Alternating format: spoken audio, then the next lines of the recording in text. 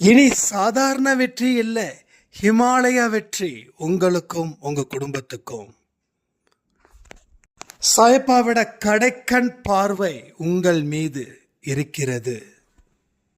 4-5 பொக்கிஷங்கள் உங்ககிட்ட இருக்கு. அதை எந்த இடத்திலையும் தவற விடாதீங்க. வெற்றிவேல் வீரவேல் என்று சொல்லுங்கள்.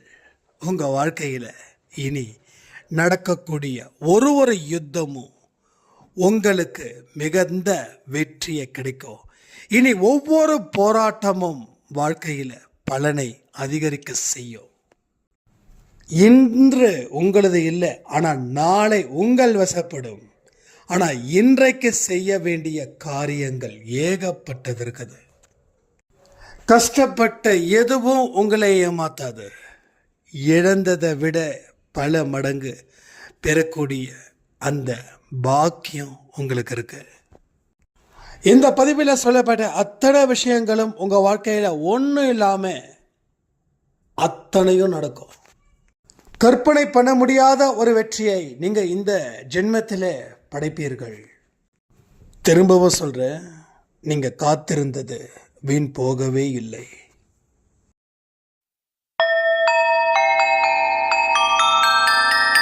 ஓம் சாயிரா சாயிரா, ஓம் சாயிரா சாயிரா, ஓம் சாயிரா சாயிரா, அன்பே சாயிரா, பேரன்பே சாயிரா, அகிலம் தளிக்க ஆத்மா விழிக்க அனுதினம் சாயிரா, எங்கள் அன்பே சாயிரா.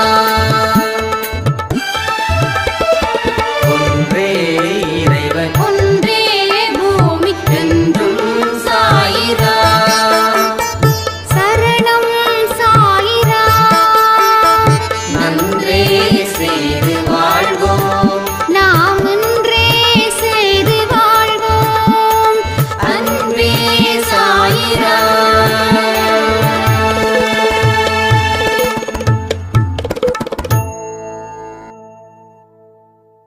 சாயிரா.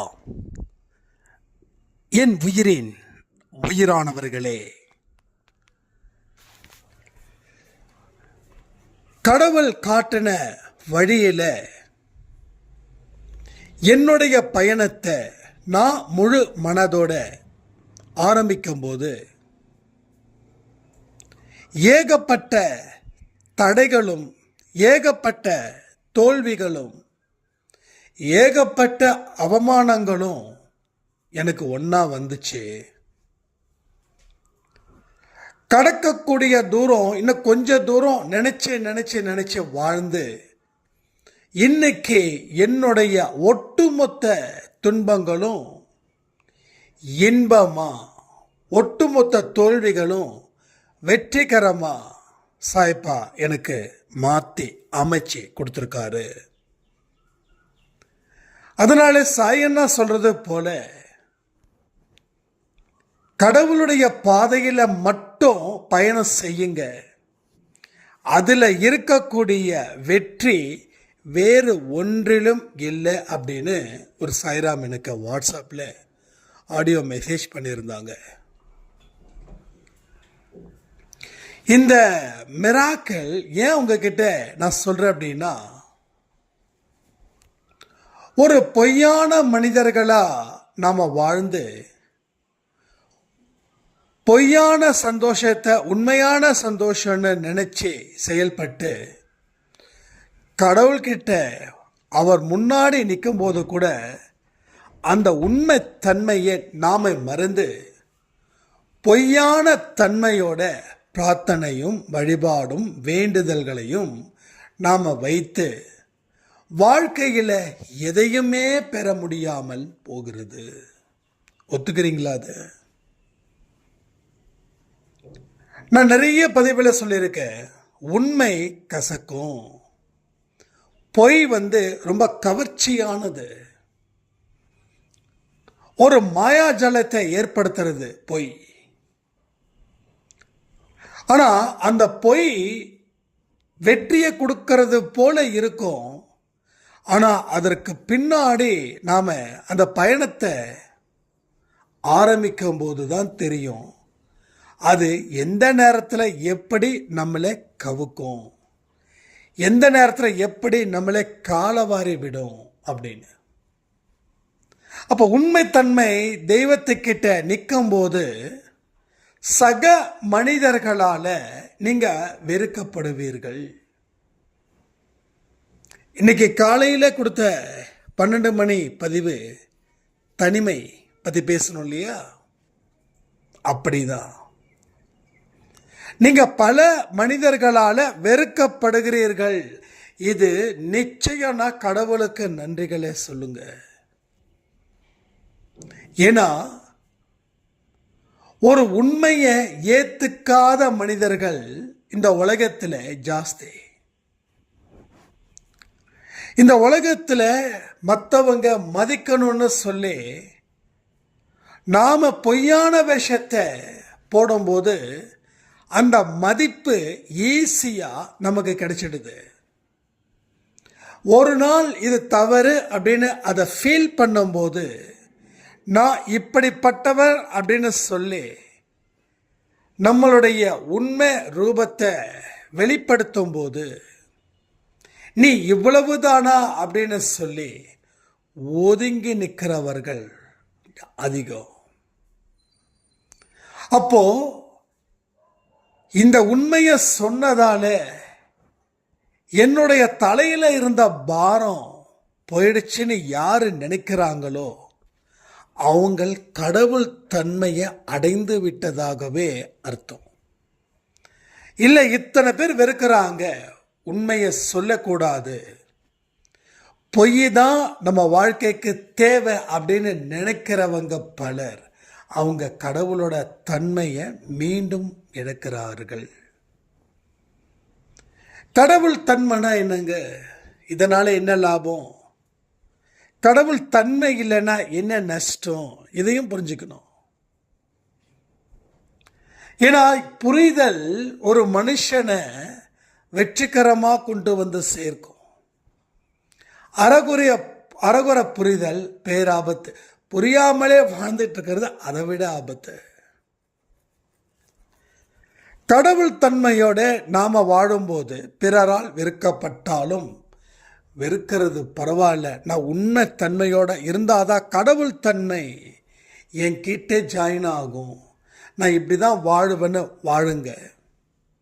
உங்கள் வாழ்க்கையில் நடக்க இருக்கக்கூடிய அத்தனை துன்பங்களும் கடவுளுக்கு சொந்தக்காரராக நீங்கள் இருக்கிறதால அது உங்களை சீண்டாது, அது உங்களை அழிக்காது.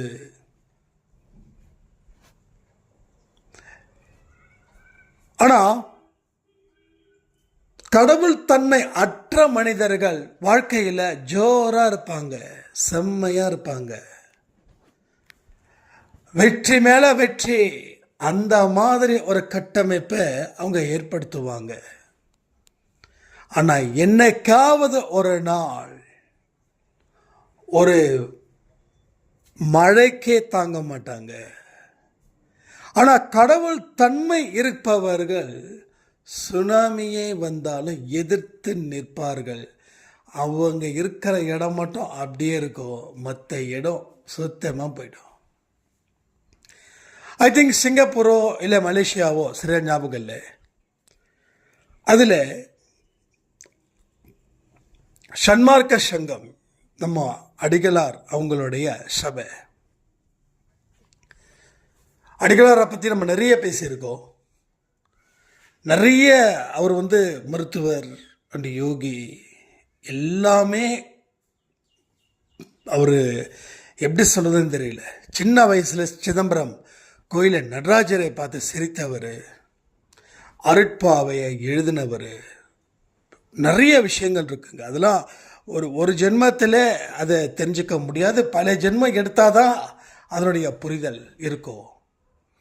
அந்த சிங்கப்பூரோ மலேசியாவோ ஜஸ்ட் தீவு தானே. அப்போ சுனாமி இருக்கும்போது டோட்டலாக அந்த இடம் ஃபுல்லாகவே அழிஞ்சுது. ஆனால் அந்த இடம் மட்டும், அந்த சபை மட்டும் ஒரு இடத்துல ஒரு சேதாரம் கூட ஆகலை. ஏன் தெரியுமா? கடவுள் தன்மை அங்கே நிரம்பி இருந்ததால அந்த சபை தப்பிச்சது. அந்த சபையை தாண்டி இருக்கக்கூடிய எல்லாமே சுக்கு நூறா போச்சு. யோசிச்சு பாருங்க, கடவுள் தன்மை எப்படிப்பட்டது. அது ஒரு கவசம் போல செயல்படுது. ஒரு கவச குண்டலம், அந்த கவசத்தை நம்ம போட்டுக்கிட்டா எத்தனை எதிரிகள் எந்தெந்த முறையில் தாக்கினாலும் உடம்புக்கு ஒரு சின்ன சேதாரம் கூட, ஒரு சின்ன காயம் கூட ஏற்படாது. இப்போ கடவுள் தன்மையோட நீ இருக்கணும் அப்படின்னா கடவுள் போட்ட வழி, அந்த வழியில் நீ பயணத்தை மேற்கொள்ள வேண்டும். ஆனால் இந்த பாதை கொஞ்சம் கஷ்டமாக இருக்கும், கடினமான பாதை. ஆனால் மற்ற பாதைகள்லாம் சொர்க்கத்துக்கு போகிற பாதை போல இருக்கும். ஆனால் கடவுளோட பாதை மட்டும் ரொம்ப கடினமாக இருக்கும். அந்த பாதையில் பயணம் செஞ்சாவே இது சொர்க்க பாதை இல்லைப்பா, இது நரகப்பாதை. ஆரம்பமே இப்படி இருக்குச்சுன்னா போக போக எப்படி இருக்குன்னு சொல்லி கொஞ்சம் தூரம் போகிறாங்க, அதுக்கப்புறம் ரிட்டர்ன் ஆயிடுறாங்க. மறுபடியும் அவங்க கண்ணுக்கு எது சொர்க்கத்துக்கு உண்டான பாதைன்னு ஒரு மாயை ஏற்படுத்தி இருக்குதோ அந்த பாதையில் எகைன் அவங்க ரிப்பீட்டடாக அந்த பயணத்தை மேற்கொள்கிறாங்க. அப்போது என்ன நடக்குது அப்படின்னா, நரகத்துக்குன்னு இருந்த பாதை சொர்க்கத்துக்கும், சொர்க்கத்துக்குன்னு இருந்த பாதை நரகத்துக்கும், அந்த வித்தியாசத்தை நாம் இங்கே கண்ணை மூடிக்கிட்டு உணர முடியும். ஆரம்பம் கஷ்டமாக இருந்துச்சுன்னா முடிவு சந்தோஷமாக இருக்கும். ஆரம்ப இன்பமாக இருந்துச்சுன்னா முடிவு தெரியாது, உறுதிப்படுத்த முடியாது. என்னைக்கு நம்மளுடைய முகத்திரைய எடுத்துட்டு நாம இந்த உலகத்தில் கடவுள் நாமம் ஒன்றே என்னை காக்கும் கவசம் அப்படின்னு நினைச்சு வாழறோமோ, அன்னைக்கு இருக்கக்கூடிய சங்கடங்களை சிரிச்ச முகத்துடன் அதை சமாளிக்கிறோமோ இல்லை ஏற்றுக்கொள்கிறோமோ, அன்னைக்கு உங்க வாழ்க்கையில நிரந்தரமா நீங்க வெற்றி பெற்ற மனிதர்களாக மாறுவீர்கள். இது எல்லாமே நடக்கும் வாழ்க்கையில, நடக்காதது அப்படின்றது எதுவுமே இல்லை. கடவுள் அளவான வாழ்க்கையை கொடுத்து அதுல நிம்மதியை ஏற்படுத்துவார். ஆனா பல பேருக்கு கடவுள் அளவில்லாத வாழ்க்கையை கொடுப்பாரு. ஆனா நிம்மதி 10% கூட இருக்காது. இப்போ நமக்கு நிம்மதி தேவையா அப்படின்னு பார்த்தா, நிம்மதி இருந்தாதான் எல்லாமே பார்க்குற எல்லாமே ஹாப்பியாக இருக்கும். கடவுள் ஏகப்பட்ட சகல வசதியும் கொடுத்துட்டாருன்னு வச்சுக்கோங்க, அங்கே நிம்மதியை கொடுக்கலன்னா அது வசதி இருந்தா என்ன, வசதி இல்லைன்னா என்ன? அப்போ கடவுளுடைய தன்மை இந்த இடத்துல ஒரு விதமான ஒரு குழப்பத்தை அது ஏற்படுத்தும். நாம் நினைக்கிறோம் வசதியான வாழ்க்கை தான் டாப்பு, வசதி இல்லாத வாழ்க்கை வேஸ்ட்டுன்னு. எத்தனையோ பணக்காரர்கள் கோயிலுக்கு கொலனி அலைகிறாங்க நிம்மதியை தேடி. அத்தனை பணக்காரர்கிட்டையும் உங்கள் சொத்தை ஏழைங்களுக்கு கொடுத்துருங்க அப்படின்னா கொடுக்க மாட்டாங்க. ஒன்றும் இல்லை, ரமண மகரிஷி, ஐ திங்க் காஞ்சி பெரியவர், இந்த 2 பேரில் யாரோ ஒருத்தவங்க அடிக்கடி ஒருத்தர் வந்து பெரிய செல்வந்தர், அவர் வந்து நான் நிம்மதியாக இருக்கணும், அதுக்காக என்ன வேணாலும் செய்வேன், என்கிட்ட நிறைய பணம் இருக்குது, நீங்கள் சொல்லுங்கள் என்ன செய்யணும் அப்படின்னு. ஐ திங்க் ரமணர் தான் நினைக்கிறேன், ரமணர் ஐ திங்க். அப்போது இந்த ரமணர் வந்து ஆன்சர் பண்ணவே இல்லை, மற்றவங்களுக்கு எல்லாருக்கும் ஆன்சர் பண்ணுறாங்க. பட் அந்த செல்வந்தருக்கு மட்டும் ஆன்சர் பண்ணவே இல்லை. திரும்ப திரும்ப திரும்ப திரும்ப கேட்குறாங்க செல்வந்தர், என்னங்க நிம்மதி வேணும்னு சொல்லி நான் 10-15 நாளாக இங்கே இருக்கேன், எங்கிட்ட பணம் இருக்குது, நிறைய இருக்குது, என்ன உதவிகள் வேணும்னு சொல்லுங்க அப்படின்னு எகைன் வந்து ரமணர் இப்போ வாயை திறக்கிறாரு. திறந்த உடனே அவர் சொன்னது ஒன்று தான், நீ பணம் இருக்குது பணம் இருக்குது பணம் இருக்குதுன்னு சொல்கிறிய, நீ நிம்மதியாக இருக்கணும்னா அதுக்கு ஒரே வழி, உன்னுடைய சொத்து பத்தை எல்லாத்தையும் விற்று ஏழைங்களுக்கு கொடு, நிம்மதி தானாக வந்து சேரும். செல்வந்தர் எந்த ஒரு வார்த்தையும் பேசாமல் அதுக்கப்புறம் அந்த ஆசிரமத்துக்கு வரவே இல்லை. அப்போது பணக்காரர்கள் நிம்மதியாக வாழ்கிறாங்களா அப்படின்னா கொஞ்சம் கஷ்டம்தான். ஆனால் ஏழைகள் நிம்மதியாக வாழ்கிறாங்கன்னா தைரியமாகவே சொல்லலாம், காசு பணத்தை தாண்டி எல்லாமே அவங்கக்கிட்ட இருக்கு. ஆனால் பணக்காரர்களுக்கு காசு பணம் இருக்குது, ஆனால் மற்றது எதுவுமே இல்லை. எதை சாப்பிட்டாலும் உடம்பு செட் ஆகாது, சுகர் பிபி எல்லாமே. ஸோ நான் பணக்காரரை வெறுக்கணும்னு சொல்லலை, யாரையும் வெறுக்கக்கூடாதுன்றது சாய்பட எண்ணம். ஸோ அந்த மாதிரி நம்ம பண்ணலை, நம்ம செய்யலை. பட் ஒரு விஷயத்தை மட்டும் புரிஞ்சுக்கணும், கடவுளுடைய வழியில் நம்ம செல்லும்போது நிறைய நிறைய நிறைய தியாகத்தை நம்ம செய்யணும். அந்த தியாகத்தை கொஞ்சம் கொஞ்சமாக செஞ்சிங்கன்னா நமக்கு ஓகே ஆகிடும். ஒட்டுமொத்தமாக செஞ்சிட்டோம் அப்படின்னா நான் இவ்வளோ தியாகம் செஞ்சுருக்கேனே, கடவுளே என்னை எதையும் செய்யலை அப்படின்ற மாதிரி ஒரு கடவுள்கிட்ட ஒரு பிஸ்னஸை நம்ம பேச ஆரம்பிச்சிடுவோம். இது வந்து ரொம்ப ரொம்ப ரொம்ப ஒஸ்ட்டாக போயிடும் அது. அதனால் சிறு சிறு முயற்சிகள் மூலமாக, சிறு சிறு மாற்றத்தின் மூலமாக நீங்கள் செயல்பட ஆரம்பிங்க. ஒரே நாளில் நீங்கள் மாறிட முடியாது. நீங்கள் மாறிட்டேன்னு சொன்னாலும் அதை நான் நம்ப போகிறது இல்லை. ரெண்டாவது, நீங்களும் நம்பாதீங்க. ஸோ கடவுள் தன்மையோடு நீங்கள் செயல்படும்போது அங்கே வெற்றி நிச்சயமாக்கப்படுகிறது.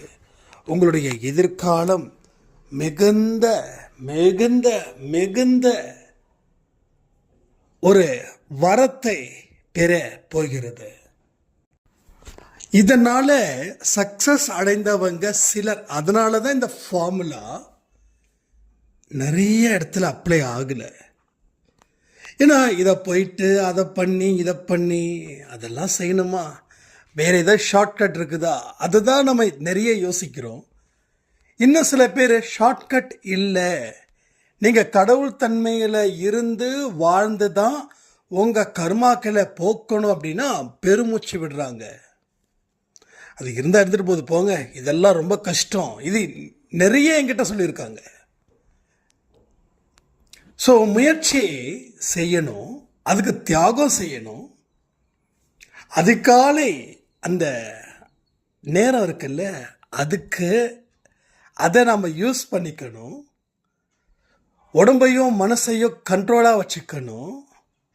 இதையெல்லாம் இருந்தால் தான் நம்ம அன்பே சாயில் சொல்லக்கூடிய விஷயங்கள் நடக்கும். ஆனால் அது நிறைய பேருக்கு எப்படி போகுதுன்னா, இதெல்லாம் இந்த காலத்தில் ஃபாலோ பண்ண முடியுமா? நைட்டு தூங்குறதுக்கே 1 மணி ஆகிடுது, காலையில் 4 மணிக்கு எப்படி எழுந்திருக்க முடியும்? அப்படிலாம் நடக்குமா, இப்படி நடக்குமா, எப்படி சொல்கிறவங்க ஜாஸ்தி. இதை வந்து என்கிட்ட கேட்டாங்களான்னு நான் சொல்லலை, யாரும் கேட்கல. நீங்கள் என்கிட்ட கேட்காமலே இந்த மாதிரியும் மனசுக்குள்ளே முணுமுணுப்பீங்கன்னு எனக்கு நல்லாவே தெரியும். ஆனால் ஒரு சின்ன துன்பம் வந்தால் கூட அதை நம்மால் தாங்க முடியல. அப்போது துன்பம் வரக்கூடாது, வாழ்க்கையில் எதையும் இழக்கக்கூடாது,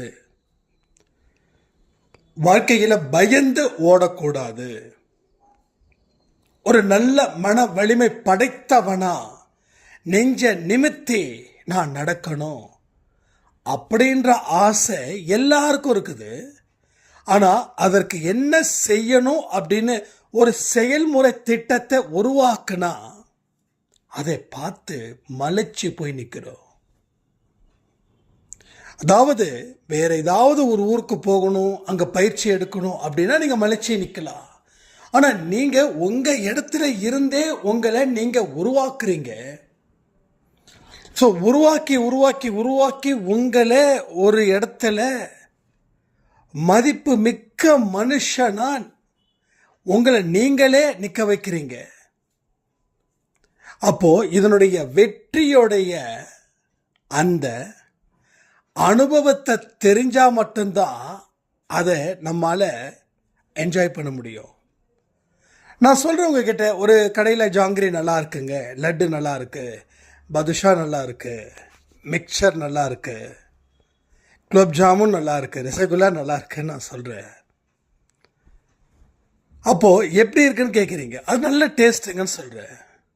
சாப்பிட்டவன் நான், நீங்கள் சாப்பிடாம இருக்கீங்க. இப்போ நான் என்ன சொன்னாலும் அது உங்களுக்கு பெருசாக வராது. ஆனால் அதுக்கு பதிலாக இதாங்க இந்த லட்டு தான் நான் சாப்பிட்டது, சாப்பிட்டு பாருங்கன்னா தான் அதை உங்களால் என்ஜாய் பண்ண முடியும். அதே போல தான் வெற்றியை ருசி பார்க்க வேண்டும் என்றால் வெற்றியை ஒரு கை பார்க்கணும். வெற்றி பெற்றதுக்கப்புறம் உங்கள் மனநிலை எப்படி இருக்கும் இதெல்லாம் கொஞ்சம் கற்பனை பண்ணுங்க. ஒரு வைராக்கியத்தை ஏற்படுத்துங்க. ஒரு வைராக்கியத்தை ஏற்படுத்தி அதில் வாழுங்க, வாழ்ந்துடுங்க. ஸோ நீங்கள் வாழ ஆரம்பிக்கும் போது கொஞ்சம் கொஞ்சமாக காற்று வரும். அதாவது ஒரு நெருக்கடியான இடத்துல ஒரு பஸ்ஸில் போகிறீங்க. அந்த பஸ்ஸில் அதிகபட்சமாக ஒரு 100 பேருன்னு வச்சுக்கோங்க. 100 பேர் பிரயாணம் பண்ணக்கூடிய பஸ்ஸில் ஒரு 200-250 பேர் அடித்து தள்ளிட்டு போகிறாங்க. இப்போ என்ன அந்த இடத்துல குழுகுலுன்னு இருக்குமா என்ன? அப்போது ஒவ்வொரு ஸ்டாப்பிங்கில் 10 பேர் இறங்குறாங்க. ஃபைனலாக நீங்கள் லாஸ்ட் எண்டில் இறங்குறீங்க. இப்போ தான் உங்களுக்கு ரிலாக்ஸாக, இப்போ தான் உங்கள் பஸ்ஸு பயணத்தை ஆரம்பித்தது போல இருக்கும். ஏன்னா கூட்டம் இல்லை, மொத்தமாக பஸ்ஸில் 10 பேர், அதில் அங்கே ஒரு சீட் இங்கே ஒரு சீட் அப்படி இருக்காங்க. ஆனால் வண்டி பஸ் ஏறும்போது எப்படி இருந்தது? கிட்டத்தட்ட பஸ்ஸு படிக்கட்டை தொங்கிக்கிட்டு வந்தாங்க. அப்போது கொஞ்சம் கொஞ்சமாக போக போக என்ன ஆகுது? 10 பேர் இறங்கும்போது கொஞ்சம் ரிலாக்ஸ் ஆகுது. இன்னும் 10-15 பேர் இறங்கும் போது இன்னும் கொஞ்சம் ரிலாக்ஸ் ஆகுது. ஸோ லாஸ்ட்டாக மிகப்பெரிய வெற்றி யாருமே இல்லை. ஸோ அப்படி தான் ஆரம்பத்தில் எல்லாருமே போராடுறாங்க. எல்லாரும் அந்த போராட்டத்தை ஷேர் பண்ணுறாங்க, முடியலன்னு ஷேர் பண்ணுறாங்க. இன்னொருத்தவங்க சொல்கிறத பார்த்து இன்னொருத்தவங்க அந்த முயற்சியை கைவிடுறாங்க. ஆனால் வாழ்ந்து தான் பார்த்துடலாமே அப்படின்னு நிற்கிறவங்க கடைசி வரைக்கும் நிற்கிறாங்க, வெற்றி அடைகிறாங்க, சந்தோஷமாக வாழ்க்கையை முடிக்கிறாங்க. நாம் சந்தோஷமாக வாழ்க்கையை முடிக்க வேண்டாமா? இங்கே நல்லா தோல்விக்கு மேலே தோல்வி அடைஞ்சவன் என்னன்னா யாராவது திரும்பி பார்ப்பாங்களான்னு நினைச்சவன் என்ன சாய்ப்பா இந்த இடத்துக்கு கொண்டு வந்து நிறுத்தி இருக்கிறாருன்னா உங்களை நிறுத்த மாட்டாரா சொல்லுங்க? அப்ப நான் என்ன செஞ்சேன்? வைராக்கியத்தோட வாழ்ந்தேன், கடவுள் தான் என்னை காப்பாற்றுவாரு.